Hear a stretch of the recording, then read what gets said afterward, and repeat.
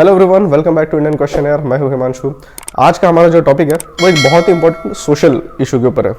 Recently government ने ये declare किया है कि जो मिनिमम एज लिमिट है फॉर गर्ल्स रिगार्डिंग मैरिज वो बढ़ा दी जाएगी। जो कि अभी 18 साल है उसको बढ़ा के 21 ईयर्स कर दिया जाएगा।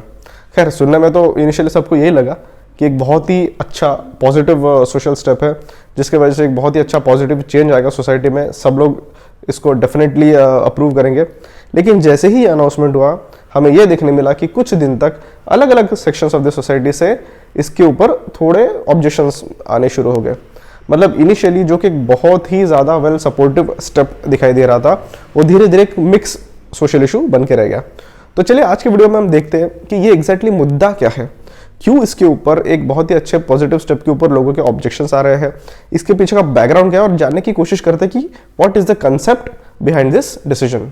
टेक्निकल लेवल पे न्यूज़ ये है कि जो prevention of child marriage act है 2006 का, उसके अंदर गवर्नमेंट ने कुछ अमेंडमेंट्स प्रपोज किए हैं, संशोधन प्रपोज किया है, जिसके अंतर्गत जो मिनिमम मैरिज एज थी गर्ल्स की, जो कि अभी तक 18 ईयर्स थी, वो अमेंड करके उसको 18 का 21 कर दिया गया है। देखिए, ये एक एक्ट है, जो ओरिजिनल 2006 का एक्ट है, उसमें गवर्नमेंट ने सजेशंस डाले हैं, मतलब अमेंडमेंट्स सजेस्ट किए हैं। ओके, तो टेक्निकल टर्म्स पे आप ये बात क्लियर रखिए, ये कोई गवर्नमेंट का एग्जीक्यूटिव डिसीजन नहीं है। गवर्नमेंट ने ऑर्डर देके ऐसा कोई डिसीजन नहीं निकाला है। मौजूदा कानून में गवर्नमेंट ने संशोधन प्रपोज किए हैं। तो इस पूरी कहानी का क्रक्स एलिमेंट ये है कि चाइल्ड मैरिजेस बिल्कुल भी नहीं होने चाहिए। मैरिज एज जो है वो इतनी तो भी हो for girls as well as boys कि उन्हें अपने सेल्फ डेवलपमेंट का पूरा मौका मिले, पूरी अपॉर्चुनिटी मिले। और चाइल्ड मैरिज रोकने के लिए जो भी एफर्ट्स है वो सिर्फ आज शुरू नहीं हुए, ये बहुत पहले से इसकी कोशिशें चल रही है। इवन ड्यूरिंग ब्रिटिशर्स, जब ब्रिटिशर्स का राज था इंडिया में, उस समय भी जो हमारे फ्रीडम फाइटर्स थे, काफ़ी सारे फ्रीडम फाइटर्स थे जिन्होंने अलग अलग सोशल इश्यूज़ को लेके उस समय स्ट्रगल किया है। और उस समय ऐसे बहुत सारे फ्रीडम फाइटर्स थे जिन्होंने वुमेन्स राइट्स या फिर लड़कियों के अधिकारों के लिए लड़े गए हैं उस समय। तो उस समय भी ये काफ़ी सारी कोशिशें हुई है कि चाइल्ड मैरिजेस ना हो, एक मिनिमम एज लिमिट लड़कियों के लिए सेट कर दी जाए, और कुछ अलग अलग तरीके के कानून उस समय बनाए गए ब्रिटिशर्स के टाइम पे चाइल्ड मैरिजेस रोकने के लिए। अब इसमें सबसे पहला कानून जो आया था वो आया था 1929 में, the child marriage restraint act. अब इस 1929 पे गौर कीजिए, मतलब इंडिपेंडेंस के कुछ 17-18 साल पहले भी ये चाइल्ड मैरिजेस रोकने के लिए एक कानून बनाया गया था। और उस कानून में ऐसा लिखा गया था कि मिनिमम मैरिज एज जो लड़कों की रहेगी वो है 18 साल और लड़कियों की रहेगी वो है 14 साल। अब 1949 में, मतलब इंडिपेंडेंस के बाद, इस एक्ट में फिर से कुछ संशोधन किया गया, उसमें कुछ चेंजेस लाए गए, और लड़कों की मैरिज एज लिमिट जो है वो खैर उतनी ही मेंटेन की गई 18 साल, लेकिन लड़कियों की जो मिनिमम मैरिज एज लिमिट है वो बढ़ा के 15 ईयर्स कर दी गई, मतलब 1 साल बढ़ाया गया। अभी इंडिपेंडेंस के अगेन कुछ सालों बाद 1978 में इस कानून में फिर संशोधन किया गया, और अब लड़कों की जो मैरिज एज लिमिट है वो बढ़ा के कर दी गई 21 ईयर्स और लड़कियों की बढ़ा के कर दी गई 18 ईयर्स। तो हम ये देख सकते हैं कि 1978 से लेकर तो आज तक वो मैरिज एज लिमिट वैसी की वैसी है। Then in the year 2006 government ने ये डिसाइड किया कि जो पिछला चाइल्ड मैरिज एक्ट है वो हम पूरी तरह से खारिज कर देंगे, उसको स्क्रैप करेंगे और उसकी जगह एक नया एक्ट लेके आएंगे।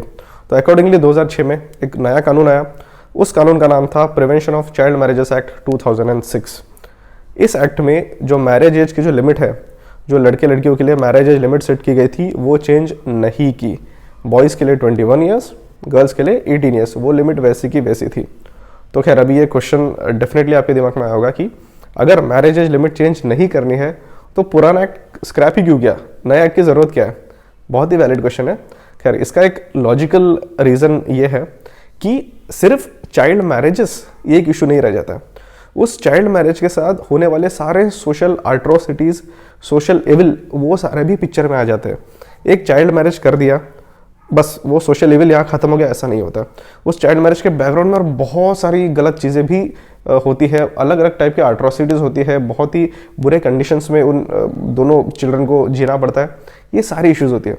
तो जो 2006 का कानून था, उसका जो टारगेट था वो सिर्फ मैरिज एज नहीं था, उसका टारगेट था कि चाइल्ड मैरिज के वजह से होने वाले जो जितने भी सोशल एविल्स है, वो सारे सोशल एविल्स को दूर किया जाए। इसलिए एक होलिस्टिक इम्प्रूवमेंट हो, एक पूरी तरीके से एक सोशल इम्प्रूवमेंट हो, ये ध्यान में रख के वो 2006 का कानून लाया गया था। इसका एक छोटा सा एग्जांपल मैं आपको दूंगा। जैसे अगर किसी दो बच्चों की, एक लड़का है और लड़की है, उनकी अगर ज़बरदस्ती उनकी शादी करा दी जाए, ज़बरदस्ती चाइल्ड मैरिज किया जाए, जो कि अनफॉर्चुनेटली कुछ uneducated pockets of the society में आज भी शायद होता होगा। अगर ऐसा होता है तो 2006 के कानून में ये लिखा है कि जब वो दोनों बच्चे एडल्ट हो जाए, उसके बाद within 2 years they can decide to stay together और टू गेट अपार्ट। मतलब एडल्ट होने के बाद 2 साल के अंदर वो ये खुद फैसला कर सकते हैं कि उन्हें अलग होना है, उन्हें वो जो भी चाइल्ड मैरिज करा के दिया गया था उसे नल एंड वॉइड डिक्लेयर कर सकते हैं। तो एक बहुत ही प्रोग्रेसिव स्टेप है जो कि 2006 के कानून में लिखा गया है।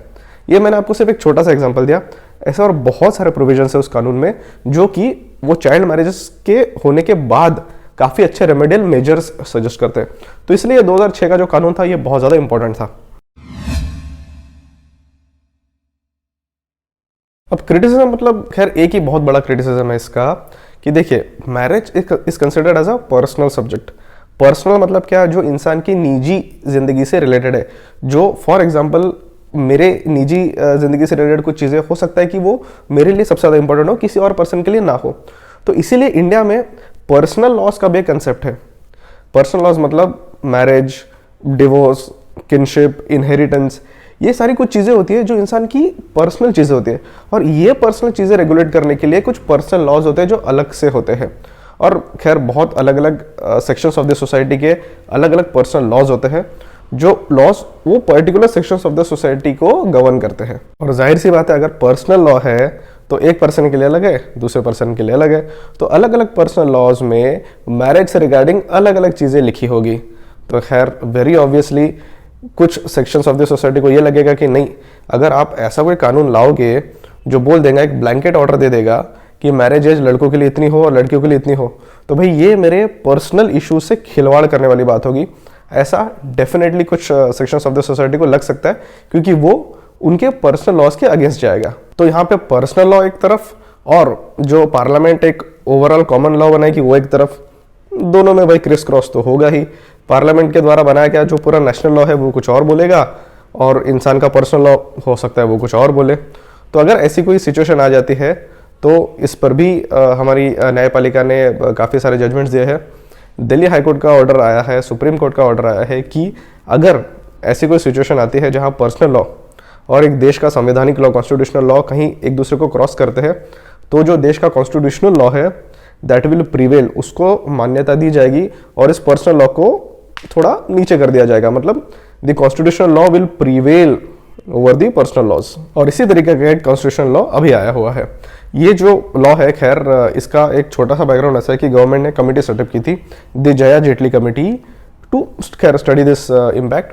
जया जेटली कमेटी के रिकमेंडेशंस के ऊपर गवर्नमेंट ने डिसाइड किया कि हम मैरिज एज फॉर गर्ल्स जो है वो बढ़ा के 18 to 21 कर देंगे, और अकॉर्डिंगली जो prevention of child marriages act है 2006 का, उसके अंदर गवर्नमेंट ने अमेंडमेंट्स प्रपोज किए हैं। अभी तक खैर ये कानून बना नहीं है, ओके, ये अभी सिर्फ ड्राफ्टिंग स्टेज पर है। लोकसभा में ये कानून का मसौदा रख दिया गया है, अभी उसके ऊपर चर्चा होगी, डिस्कशन हो गए।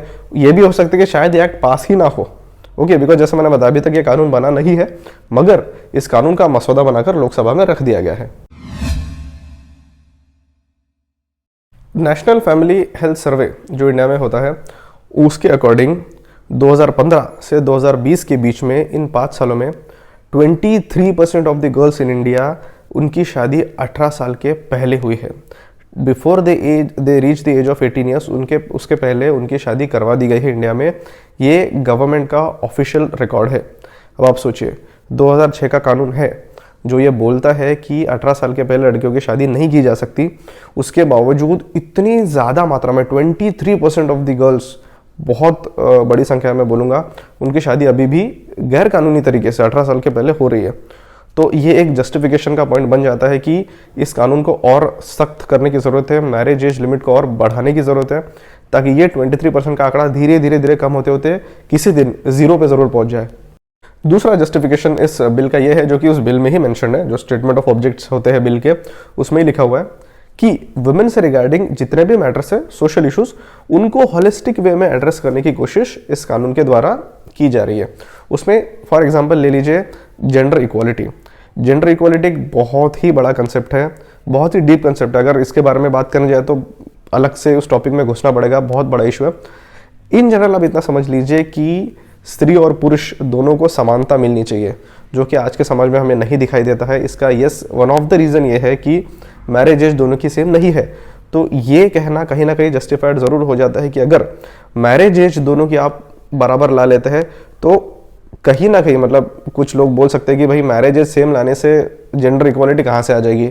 करेक्ट है, कोई जादू की छड़ी तो है नहीं कि एकदम से मैरिज एज साथ में ला ली तो जेंडर इक्वालिटी आ गई, ऐसा नहीं है। मगर ये एक बहुत ही प्रोग्रेसिव स्टेप माना जा रहा है और ऐसे छोटे छोटे अलग अलग स्टेप लेकर ही किसी दिन जेंडर इक्वालिटी पूरी तरीके से आ पाएगी। तो उस पॉइंट ऑफ व्यू से देखा जाए तो यस, इसे एक प्रोग्रेसिव स्टेप बोला जा सकता है जो कि जेंडर इक्वालिटी लाने की कोशिश ज़रूर करेगा।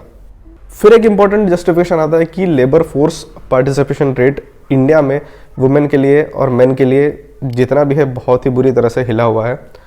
मेन बहुत ज़्यादा नंबर में दिखते हैं लेबर फोर्स पार्टिसिपेशन में, वुमेन इतनी ज़्यादा नंबर में नहीं दिखाई देती है।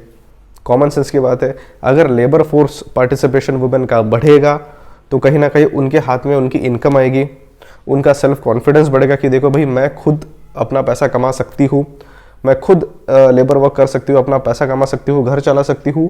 इन अ वे उनका सेल्फ कॉन्फिडेंस बढ़ेगा, they will become more self reliant और ओवरऑल वुमेन एम्पावरमेंट में ये एक बहुत ही सिग्निफिकेंट रोल प्ले करेगा। तो लेबर फोर्स पार्टिसिपेशन जो है एक बहुत ही क्रूशियल मुद्दा बन जाता है।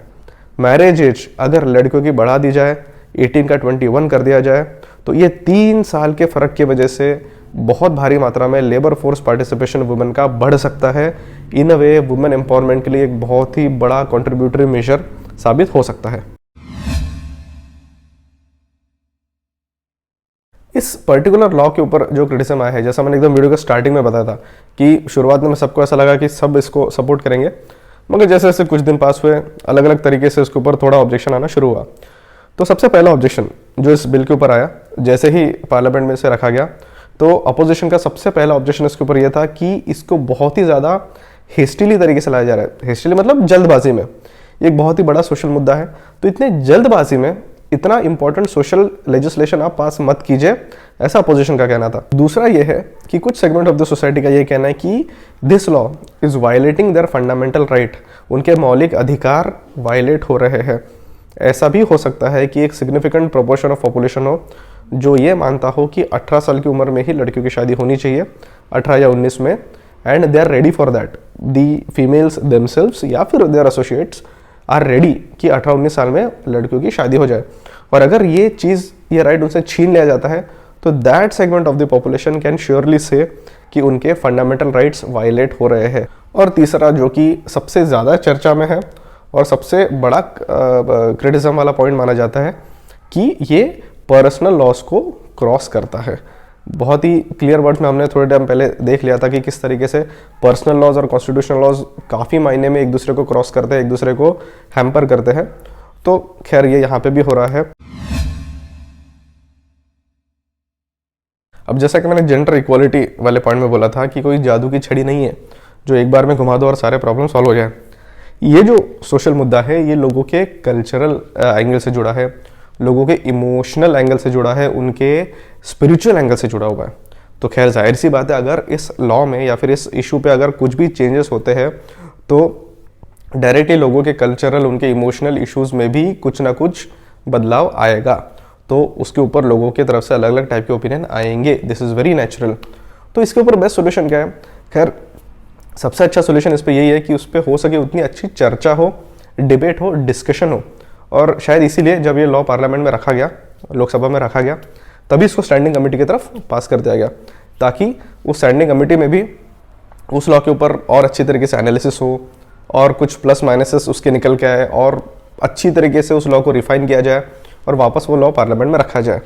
पार्लियामेंट में आने के बाद अगेन उस लॉ पे चर्चा होगी, डिबेट होगी। तो इन जनरल मैं ये बोल रहा हूँ कि ऐसे जब भी सोशल इश्यूज आते हैं जिनका कोई डायरेक्ट सोल्यूशन नहीं निकलता, उनका बेस्ट प्रोबेबल सोल्यूशन यही होता है कि उसके ऊपर हो सके उतनी अच्छी कंस्ट्रक्टिव डिबेट हो, कंस्ट्रक्टिव डिस्कशन हो। यही हम इस लॉ के साथ भी एक्सपेक्ट करेंगे कि अच्छी चर्चा के बाद इस लॉ का और ज़्यादा रिफाइंड रूप बाहर आए और अच्छी तरीके से रिफाइंड तरीके से ये लॉ पार्लियामेंट में पास हो। तो ये थी मेरी तरफ से कोशिश आपको इस टॉपिक के पीछे का थोड़ा कंसेप्ट समझाने की कि चाइल्ड मैरिजेस कंसेप्ट क्या था और इस लॉ के पीछे गवर्नमेंट का मेन ऑब्जेक्टिव क्या है, और अगर इसके ऊपर कोई क्रिटिसिज्म आ रहा है तो वो क्यों आ रहा है और उसको किस तरीके से डील किया जा सकता है। खैर ये सारी चीज़ें एक बहुत ही शॉर्ट तरीके से मैंने आपको समझाने की कोशिश की है। वीडियो पसंद आ गया तो लाइक कर दो, चैनल को सब्सक्राइब कर दो। Stay tuned guys for more such informative content videos, and till that time, goodbye.